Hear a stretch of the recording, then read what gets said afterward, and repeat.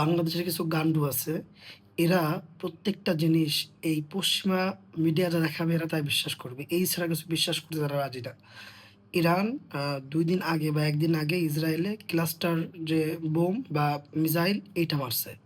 এখন ক্লাস্টার বোমটা আসলে কিভাবে কাজ করে সেটা আমি আপনাদেরকে দেখাই। তাহলে আপনারা বিষয়টা বুঝতে পারবেন।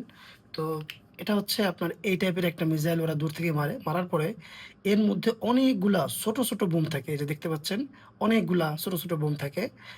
এরকম চেম্বারে, চেম্বারে করে থাকে। দেন এটা কি হয়? এভাবে করে আপনার একটা জায়গায় হিট করে মানে যে জায়গাটা ইয়া হয় দেখা যাচ্ছে ১ থেকে ২ কিলোমিটার জুড়ে এরকম ছোট, ছোট করে হিট করে। এখন দেখেন আ ইরান যে এই হিটটা করছে, সেইটা নিয়ে আবার হচ্ছে ইসরায়েল অবজেকশন দিছে যে, এই জিনিসটা হচ্ছে নিষিদ্ধ বোমা। আ এটা তাহলে ইরান কেন মারল? দেখেন এইখানে এই যে ইন্ডিয়ান একজন একটা মেবি পেজ সেখান থেকে দেখবেন যে ইরান তাদের ব্যালিস্টিক মিসাইলে নিষিদ্ধ ক্লাস্টার মিউনিশন ব্যবহার করছে। বিষয়টা হচ্ছে কি যেসব জায়গায় যে পশ্চিমারা পারে না, হ্যাঁ? একদম মানে শেষ হয়ে যায় সেইখানে যেয়ে ওরা হচ্ছে নিষিদ্ধ করে। কিন্তু এই যে মানে এই যে নিষিদ্ধের যে এগ্রিমেন্ট, সেই এগ্রিমেন্টে কিন্তু ইরান সাইন করে নাই। কারণ ইরান সাইন কেন করবে?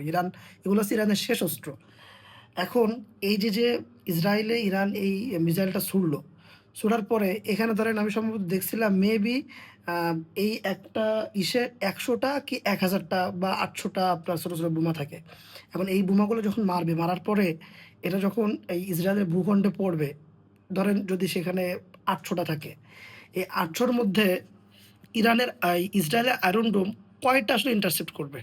এটা তো সম্ভব না। কয়টা আসলে ধ্বংস করবে? ধরেন ৮০০ র ভিতরে ১০০ ধ্বংস করলো। তো ১০০ ধ্বংস করতে গেলেও তো ইসরায়েলের ১০০ টা আপনার মিসাইল ছুড়ে ধ্বংস করতে হবে। যার একেকটার দামই আ দেখলাম মেবি $১,০০,০০০ বা কত লাখ ডলার একেকটার দাম। তাহলে কি পরিমাণ অর্থনৈতিক ওদের ক্ষতি হবে? এই জিনিসটা নিয়ে পশ্চিমা মিডিয়ায় কি কোনো ধরনের নিউজ আছে যে কি পরিমাণ ধ্বংসযজ্ঞ ওখানে হইছে? এটা ঠিক ইরান এবং ইসরায়েল এবং যুক্তরাষ্ট্র মিলে ইরানে ফাটায় ফেলতেছে।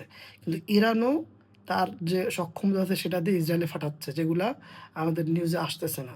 কিন্তু এই গান্ডুগুলো আসলে এগুলো বিশ্বাস করবে না। পশ্চিমা মিডিয়া যা খাওয়াবে এটা তাই খাবে।